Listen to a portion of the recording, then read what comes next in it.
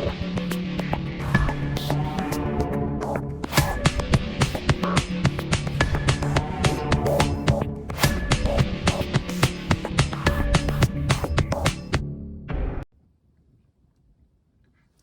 YouTube land, welcome back to another action figure review by Tychondrius, and today we're having a look at not one but three figures from the technically first wave, but it is a continuing wave of the Batman 66 line from Mcfarlane. Now they have changed the packaging yet again for this line, so we'll get into that in a second. But today, the figures we're having a look at are the main trifecta of Bat family, I suppose you could say, which is Batman, Robin, and Batgirl. So they do come with some accessories, but before I look at the figures, I'm going to have a quick look at the boxes. They all pretty much have the same standard front to the box. You can see down here, it is the Batman Classic TV series in the corner. They have changed that up on it. They changed the logo to the New Adventures of Batman. If I bring in one of the previous boxes, you can see the coloring is still the same, but you have Batman 66, and this is the one for the robot Batman. So even this was a newer style box packaging, because previously it just said Batman the TV series, and then they changed it to Batman 66, and now they've changed it to the New Adventures of Batman. And this is the box for Robin. So on the back of the box, you have an image of the figure contained within the box. It is a digital rendering, so it's not an actual picture of the figure. And then you have an image of the classic Batman and Robin in the Batcave on the back of the box. And I believe that's the same for all the boxes. So here's the one for Batgirl. There's no write-up of the characters. They're just basic digital imaging or digital artwork of the character that's meant to be portrayed in the box. And again, same thing with Batman. You can see his head is he has a giant jawline compared to Adam West. The funny thing is, the character, now this is based on an animated TV series from 1977, and it was produced by, well, one of the producers behind it was Lou Scheimer. And if that name sounds familiar to you, you will not recognize it from the man behind the He-Man series and the Filmation series. Basically, it was done by the same production company. Let's see if I can get Batgirl to stand. She's a little bit of a tricky one because she has those heels. There we go. Just have to get her feet in the right position. So a lot of this is reused parts with new parts added in. So if you're familiar with the Batman line and you already have some of these figures, you pretty much know what you're going to get.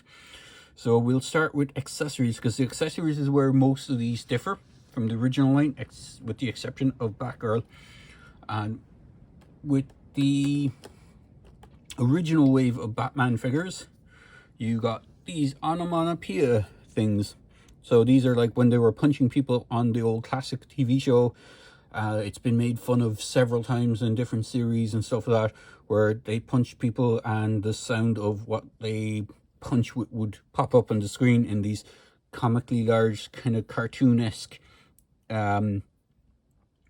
fonts is the best word to describe them. On the original figures, and you can still use these on these newer ones, it would just clip onto the hands. So if you had Batman with a punching, and we'll bring in a villain. So if you had Batman punching a villain, we'll do it this way, and we'll just bring in Two-Face. So you'd have him punching it, and wham, would pop out, that kind of thing. That's the whole point of these. Now, as I said, this is where these figures differ. These new figures, they have reused parts, but they're not, or reused accessories. So here is the Bat walkie-talkie, I think it is, a Bat radio, and a Batarang.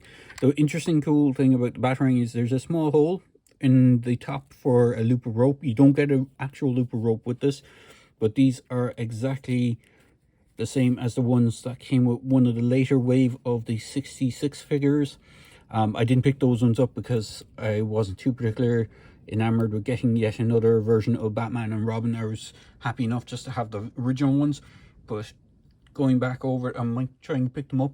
There's a version of them that come with kind of like a oxygen rebreather mask on their faces, and I believe those accessories came with those ones instead of having the onomatopoeia stuff. So both Batman and Robin come with exactly the same accessory in the exact same colors. So both Batman and Robin have a bat radio, and both Batman and Robin have a batarang. Again, if I remember correctly in the TV show, I think Robin's batarangs are actually slightly different to Batman's, but I could be misremembering things. And that brings us to the final figure in this trio or trifecta, and that is Batgirl. So Batgirl is again another reuse of the main body from the other Batgirl, and she comes with the exact same accessories. So she comes with the bat cuffs, and again, missed opportunity by Mcfarlane to improve upon these. These are a solid plastic. If they had made them in a kind of gummy or rubbery plastic, it would have been cooler because you could actually slip them on figures' wrists. Unfortunately, the only things you can really do with these is just hold them, or even if they could manage a way of putting a hinge on them, that would have been cool. But you can only really hold them in your hands. You can't actually put them on someone. And the other accessory, she does come with her own batarang, which is unique to her. She comes with a actual batarang, and I believe it's the same one that came with the original. Unfortunately, I cannot find my version of it. I can only find her bat cuffs. So she does come with exact same accessories.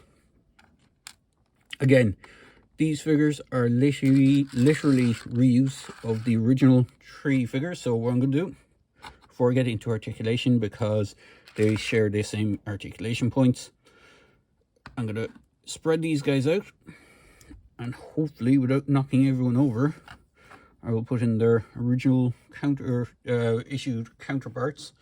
So for Robin, we will put Robin in. Actually, I'll put Robin over this side. I see Squidgy Batman in here, but he might be off screen a bit, but we'll see what we can do. So if I can just move Batgirl over, if I can move Robin over a touch, move other Robin over, move Batman in a bit, so we should be able to get them all on screen. Just move his head again back to where it was.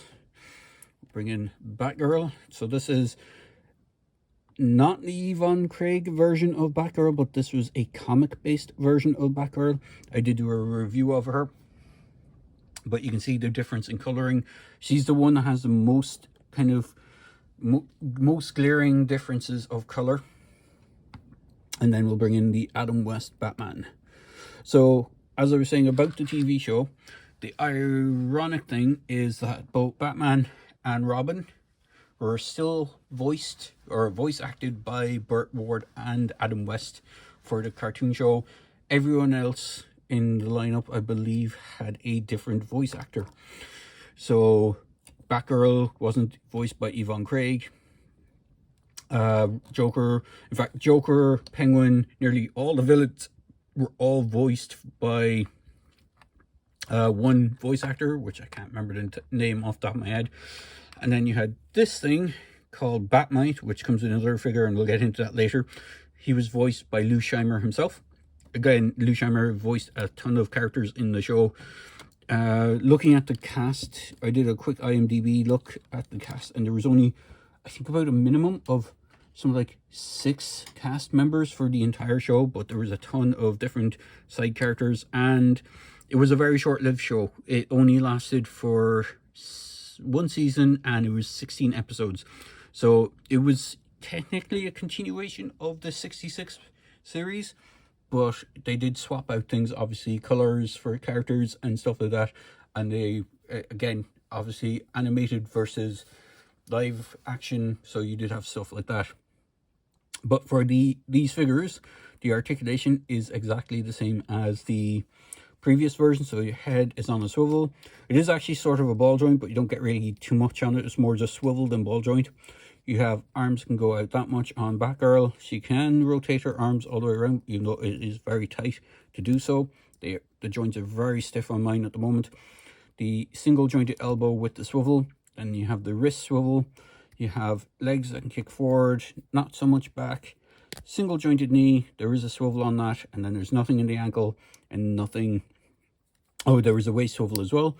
Again, very tight on mine, but that is it. It would have been nice to have ankle articulation, but for Batgirl, because she's wearing high heel boots, it is quite a tight thing to get her to stand properly straight out off the gap. But comparing the two together, head cowl is very similar, but it is a different cowl. The hair is actually the same piece. So the hair is actually glued in underneath the cowl itself.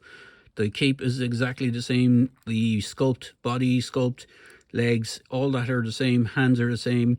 The only difference is the utility belt. You can see the utility belt on the purple version is more akin to how she looked in the TV show, whereas this has a more kind of comic book look to it for the cartoons series.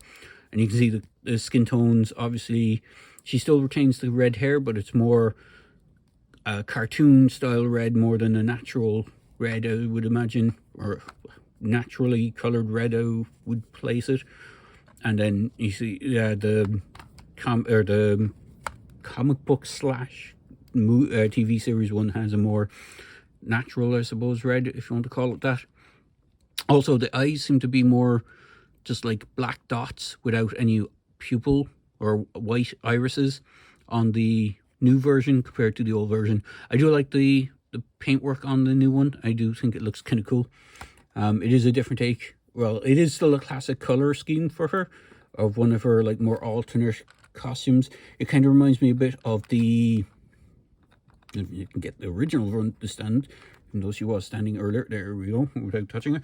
It does have a very kind of, reminds me a lot of the New Adventures Batgirl in the animated series that they did later on. I know she had a kind of, one of the series had a, maybe it was Justice League when they brought her in for 1 or 2 episodes. I know she kind of had sported a similar costume in one of the cartoon shows. They went away from the purple, or was she wearing purple in the original cartoon show? I know they kind of deviated from this look in the original cartoon show, and they kind of went with this kind of grey color scheme. So it kind of reminds me of that. So if I move Batgirl out of the way, in fact, if I can do some editing again, some minor editing, I might see if I can dig up images of the version I'm thinking of. We'll get onto Robin. Robin is the most kind of interesting one of the bunch. Again, he's reused the exact same uniform. There is no difference this time around. The only kind of, it looks like there is a difference on the belt buckle, but there isn't. The actual just centerpiece is painted with the yellow. There is the full buckle is painted gold on the original version, and these clasps or whatever you call them on the front of the tunic are not painted. But if I like turn him around, he is exactly the same. It does look like his skin tone is a little bit more improved. The one originally I got had like a blemish on the leg as well, so it kind of had that going. I do like the kind of darker green, but again, this more forest green is more of a how it looked on the TV show. Head sculpt is the most diversion on the figure. The bandit mask, or whatever you want to call this, does look like it's a separate piece glued over the face, similar to how they did it on the first one. I think the hair piece might be actually separate as well. But again, it's interesting to note that these were both voiced, well, one was acted, one was voiced by Burt Ward, and you can see the hair on this one is very plain. There's actually no detailing on it. It just looks like a blob of black paint on his head. There is no kind of, whereas you got the like individual kind of strands of hair kind of sculpted on the TV series version, this one is just a big blob of black. There is no kind of defining definition on the hair. That's the kind of one downside, but then again, it is true to how he looked in the show. So it is kind of an interesting look. Again, just like with the other Robin, arm could go up that much, can rotate all the way around. It's quite stiff on mine. He can do a more than 90-degree bend on that elbow because they have it done in such a way that he can do that, you know, let's get them Batman kind of pose. He does have the swivel in the elbow as well, just like the others. He does have swivel wrists. He does have a gauntlet swivel as well. So he does have extra articulation. So I believe the Batman is supposed to have that too, but my version of the Batman, the gauntlet swivel, isn't quite there. He does kick forward. Now, if you have these guys in some of the vehicles, which I will try and dig out and see if we can bring them in, just be wary that if you have Robin sitting in stuff for long periods of time, this will actually start to fold up. It is supposed to be more flattened to the chest area. He does have the single jointed knee with the swivel, and again, nothing in the ankle or in the bottom of the feet. Oh, there is peg holes on these as well. He does have a waist swivel, which is super tight on mine, but it is there. You can see it's just about moving. It's more than likely because I haven't actually utilized it for anything. In fact, I haven't really used this figure too much, so he's fairly stiff on all points. And then the head is on a swivel / ball joint. He does have the same material as the cape on the original, but the cape is a more vibrant yellow, I suppose is the best way. The original one is kind of more lemon yellow, or kind of paler yellow. This is a more vibrant version. But out of the two of them, I'm not sure which one I prefer. Or, to be honest, I was never a big fan of this iteration of Robin. Some of the later ones that came along with more armor kind of look and a more tactical look, or was always a better improvement on that take. And that brings us to the crime fighting Caped Crusader himself, Batman. So you can see the logos on this one are nearly identical. There's probably just a little bit more yellow to the bat symbol than there is on the original. The original one has a bit of a paler look to it. You can even see how they kind of replicated the cowl, the kind of eyebrow thing on the cowling. Again, exact same figure. No differences between them, not even differences on the utility belts.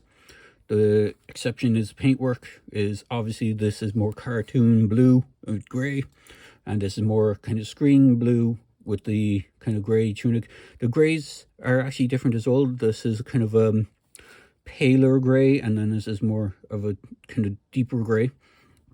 Obviously the cloaks or the capes have a more blue on the brighter matching blue to the cowl on the cartoon version, but again the exact same articulation. The arms can move forward, can rotate all around. You just have to be wary on Batman because of the way his shoulder is designed. It kind of splays out a bit. Single jointed elbow, swivel in the wrist. There should be a joint here because there is one on my original Batman where the cowl will, or the gauntlet will rotate. It is there on mine, but it's not freed up, so I'm afraid to actually move it too much because I know if I overdo it, it will snap the peg. So just be wary if it is stuck on yours. It would require heating of some kind. I haven't tried it on this to see if I can free it up, but it does require some sort of heating just to free that plastic up. And normally what it is it's the paint from the elbow part. Is probably not dried yet when they plug on the actual gauntlet, and it's kind of stuck it a bit, but it should be freed up a bit. Waist swivel, just like the others. Kick forward, just like the others. Knee bend, and peg holes on the feet. So all in all, not a bad line. I will dig up one of the vehicles just to have, which is one of the Mcfarlane ones, which is, I won't bring in the iconic Batmobile, but I will bring in the Batboat. So if I move the TV series stuff off to the back here, and I'll put Batgirl beside him. I'm just going to lay her up against the back wall here because I know her heels are a little bit on the tricky side. I'll try and do this on screen, but if not, I might have to do it off screen, or I might try a jump cut. So we'll get Batman in a seated position. As I said, just not too too hard to get them in the seated position. Just be careful when you do get them first, that if the legs feel a little bit too restricted or too gummy, it might mean again that the paint didn't dry properly when they were being assembled, and that you might need to just heat it up a bit just to free up the plastic to maneuver it. So we'll get Robin into a more seated position too, and we'll get them situated in the back boat. I do wish this thing had a stand of some kind that you could put underneath it, because it just kind of flops to either side, because it is a boat style bottom, as I knock over Batman all over the place. But there, it is a nice set. Again, this is technically the first wave of these figures for this cartoon show. There is 6 figures in the first wave. I only picked up 5 because the last figure, which I wasn't too pushed on, which is the Riddler. There is a Riddler version. He's done all in pink, and he just, to me, I never was a huge fan of Riddler anyway. But it's again a reuse of the '66 version Riddler, just done in pink, which is how he was portrayed in that cartoon show. Because again, it was between 60s and 70s, so it was very vibrant colors for characters, and again, it was a follow-up to the 60s style show, so bright colors and kind of campiness were all over the place. So even the Joker in that show, I do have him, and I do have Commissioner Gordon. I'm going to review those two together for the next review, mainly because I wanted to get the Bat family out of the way first, or the main Bat family. Technically, you could count Gordon in that Bat family, but I wanted to get the main crime-fighting trio out of the way, and then get on to the other figures. So there you go, guys. I hope you enjoyed this quick video review of the 3 Batman, Batgirl, and Robin from the New Adventures of Batman lineup from Mcfarlane Toys. And as always, please feel free to like, comment, and subscribe to my channel. Cheers, guys.